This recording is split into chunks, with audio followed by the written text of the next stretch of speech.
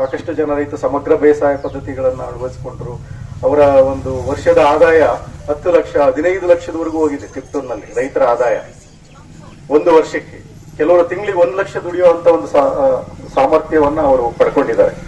So ಅದಕ್ಕೆಲ್ಲ ಕಾರಣ ಕೃಷಿ ವಿಜ್ಞಾನ ಕೇಂದ್ರಗಳು ಸಾಕಷ್ಟು ಕೆಲಸ ಮಾಡ್ತಾ ಇದೆ. ಸೊ ಈಗ ಕೆಲವೊಂದು ರೈತರನ್ನು ನಾವು ಎಂಟರ್ಪ್ರಿನರ್ಸ್ ಮಾಡಿದ್ವಿ. ಬದೇ ಅವರು ಆಹಾರ ಉತ್ಪಾದನೆ ಮಾಡಿದ್ರಾಗಲ್ಲ, ಬೆಳೆದಂತ ಆಹಾರವನ್ನ ಅವರು ಮೌಲ್ಯವರ್ಧನೆ ಮಾಡೋದು. ಈಗ ನೀವು ರಾಗಿ ಬೆಳಿತೀರಿ, ರಾಗಿ ಬೆಳೆದು ಏನ್ ಮಾಡ್ತೀರಾ, ಹಿಟ್ ಮಾಡ್ತೀರಾ, ಹಿಟ್ ಮಾಡಿ ರಾಗಿ ಮುದ್ದೆ ಮಾಡ್ಕೊಂಡು ತಿಂತೀರಿ.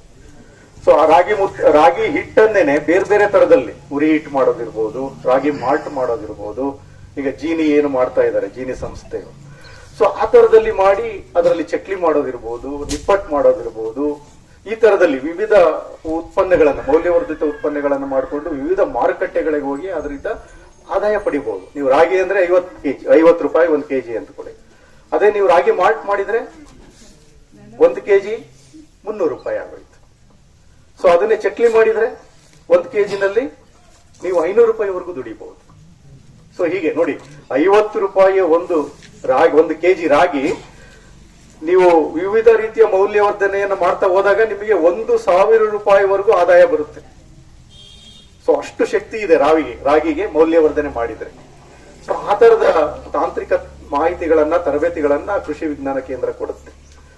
ಸೊ ಅಂತವೆಲ್ಲ ಸಾಕಷ್ಟು ಜನ ತಗೊಂಡು ಇವತ್ತಿನ ದಿವಸ ರೈತ ಮಹಿಳೆಯರು, ನಮ್ಮ ಶಿವಪ್ಪ ನಾಯಕರಿಗೆ ಗೊತ್ತಿದೆ ಅವೆಲ್ಲ. ಸೊ ನಮ್ಮ ಬೆಂಗಳೂರಿಗೆ ಬಂದು ನಾವು ಸಂತೆ ಮಾಡ್ತೀವಿ, ಕೃಷಿ ಸಂತೆ ಅಂತ, ಪ್ರತಿ ಶನಿವಾರ. ಅಲ್ಲಿ ಬೆಂಗಳೂರಿಗೆ ಬಂದು ಅವರ ಬೆಳೆದಂತ ಪ್ರಾಡಕ್ಟ್ಸ್ ಮತ್ತೆ ಅವರು ಮಾಡಿದಂತ ಮೌಲ್ಯವರ್ಧಿತ ಉತ್ಪನ್ನಗಳನ್ನ ಮಾರಾಟ ಮಾಡಿಕೊಂಡು ಒಂದು ದಿನಕ್ಕೆ ಬೆಳಿಗ್ಗೆ 7 ಗಂಟೆಗೆ ಇಟ್ಕೊಂಡ್ರೆ ಮಧ್ಯಾಹ್ನ 4 ಗಂಟೆ ಒಳಗಡೆ 30,000 40,000 ದುಡ್ಕೊಂಡು ಹೋದವ್ರು ಇದ್ದಾರೆ ರೈತರುಗಳು. ಸೊ ಆ ತರದ ವ್ಯವಸ್ಥೆಗಳೆಲ್ಲ ಇದೆ. ಅವೆಲ್ಲ ಇಲ್ಲಿಗೆ ಬಂದಿಲ್ಲ, ಇನ್ನು ಬಾರ್ಡರ್, ಈ ಹಳ್ಳಿ ತುಂಬಾ ಬಾರ್ಡ್ರು. ಯಾಕಂದ್ರೆ ನಾನು ಇಲ್ಲೇ ಹನುಮೇಗೌಡನ ಪಾಳಿದನು. ಸೊ ಗೊತ್ತಿದೆ ಇಲ್ಲಿಯ ರೈತರ ಸಂಕಷ್ಟಗಳು ಗೊತ್ತಿದೆ. ಸೊ ರೈತರು ಅವ್ರನ್ನ ತಿಳ್ಕೊಬೇಕಾಗತ್ತೆ, ಮತ್ತೆ ಎಲ್ಲಿ ಮಾಹಿತಿ ಸಿಗುತ್ತೆ ಅಲ್ಲಿ ಹೋಗ್ಬೇಕಾಗತ್ತೆ. ಈಗ ತಿಪ್ಟೂರಲ್ಲಿ ಮಾಹಿತಿ ಸಿಗುತ್ತೆ ಅಂದ್ರೆ ಹೋಗ್ಬಿಡ್ಬೇಕು. ಹೇಳಿದ್ರು ಡಾಕ್ಟ್ರು, ನೀವೊಂದು ವೆಹಿಕಲ್ ಮಾಡ್ಕೊಂಡ್ ಬಂದ್ಬಿಡಿ, ಎಲ್ಲಾ ಸಲಕರಣೆಗಳನ್ನ ನಾನು ಅಲ್ಲೇ ನಿಮಗೆ ಕೊಡ್ತೀನಿ ಅಂತ ಹೇಳ್ಬಿಟ್ಟು ಅವ್ರು ಬರ್ತಾರೆ. ಬೇಕಾದ್ರೆ ಇಲ್ಲೇ ಬಂದು ಕೊಡೋದಕ್ಕೂ ಆಸ್ಪದ ಇದೆ.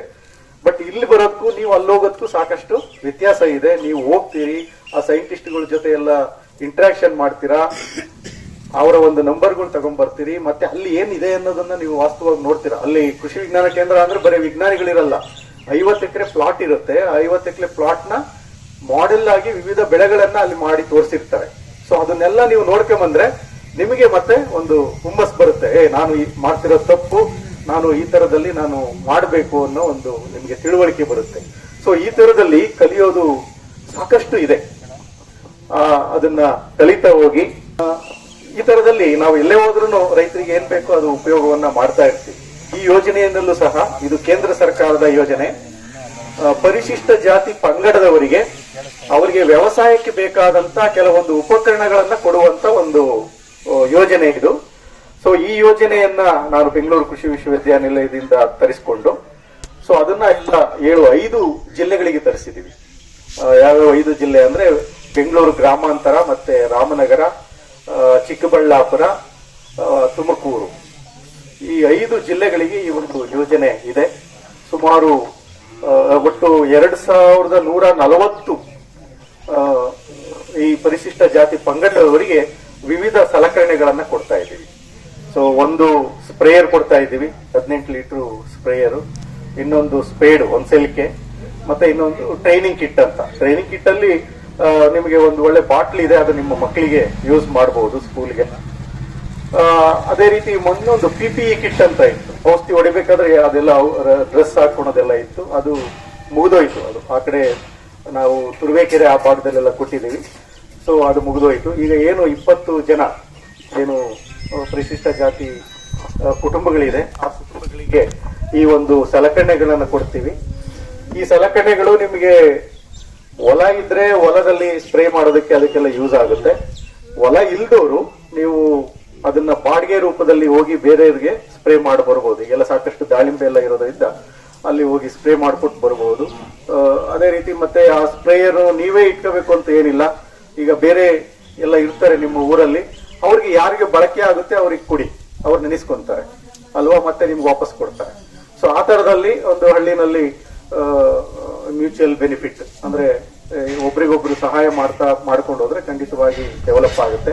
ಊರಿನ ಕೂತರಾದವರು ಸಹ ಇದಕ್ಕೆಲ್ಲ ಸಹಕಾರ ನೀಡಿ ನಮ್ಮೂರಿನಲ್ಲಿ ಈ ಪ್ರೋಗ್ರಾಮ್ ಮಾಡ್ಬೇಕಂತಂದು ಅವರು ಸಹ ಹೋಗಿ ಕೃಷಿ ವಿಜ್ಞಾನ ಕೇಂದ್ರದಲ್ಲಿ ಅವ್ರನ್ನ ಕೇಳ್ಕೊಂಡು ಶಿವಪ್ಪ ನಾಯ್ಕರ್ ನಾವು ಗೋವಿನಗೌಡರನ್ನ ಕೇಳ್ಕೊಂಡು ಅಲ್ಲಿ ಸರ್ಕಾರದಿಂದ ಬರತಕ್ಕಂತಹ ಸವಲತ್ತುಗಳನ್ನ ನಮ್ಮ ಕರೆತಿಮ್ಮಳ್ಳಿ ಎಸ್ಸಿ ಜನಾಂಗಕ್ಕೆ ಔಷಧಿ ಸಿಂಪಡಣೆ ಮಾಡುವಂತ ಪಂಪ್ ಹಾಕೋದು ಅಥವಾ ಇನ್ನ ಇದರ ಕೆಲವು ವಸ್ತುಗಳನ್ನು ಸಹ ಅವರು ಸರ್ಕಾರದಿಂದ ಕೊಡಕ್ಕೆ ಮನಸ್ಸು ಮಾಡಿ ನಮ್ಮೂರನ್ನೇ ಆಯ್ಕೆ ಮಾಡಿಕೊಂಡು ನಮ್ಮೂರಿಗೆ ಬಂದು ನಮ್ಮೂರಿನ ಜನಾಂಗ ಕೊಟ್ಟಿರೋಕ್ಕೆ ನಮ್ಮೂರಿನ ಗ್ರಾಮಸ್ಥರು ಅವರಿಗೆ ಭಾರಿ ಅಭಾರರಾಗಿರ್ತೀವಿ. ನಾವು ಮುಂದೆ ಸಹ ಬರತಕ್ಕಂತಹ ಎಲ್ಲ ಏನಾದ್ರು ವ್ಯವಸ್ಥೆಗಳು ಏನಾದ್ರು ಬರಂಗಿದ್ರೆ ಬೇರೆ ಜನಾಂಗದವ್ರಿಗೂ ಸಹ ಎಲ್ಲರಿಗೂ ಅನುಕೂಲ ಮಾಡಿಕೊಡ್ಬೇಕು ಅಂತ ನಾವು ದಯವಿಟ್ಟು ಅವರಲ್ಲಿ ಕೇಳ್ಕೊಳ್ತಾ ಇದ್ದೀವಿ. ಆಮೇಲೆ ಮಾಡ್ತಾರೆ ಅಂತಲೂ ಸಹ ನಾವು ಭಾವಿಸ್ತೀವಿ. ಹಾಗೆ ಎಲ್ಲರೂ ಸಹ ಎಲ್ಲ ಗ್ರಾಮಸ್ಥರು ಎಲ್ಲರೂ ಸಹಕಾರ ಮಾಡೋದಕ್ಕೆ ನನಗೆ ಮಾತಾಡಕ್ಕೆ ಅವಕಾಶ ಕೊಟ್ಟಿರೋದಕ್ಕೆ ಧನ್ಯವಾದಗಳು.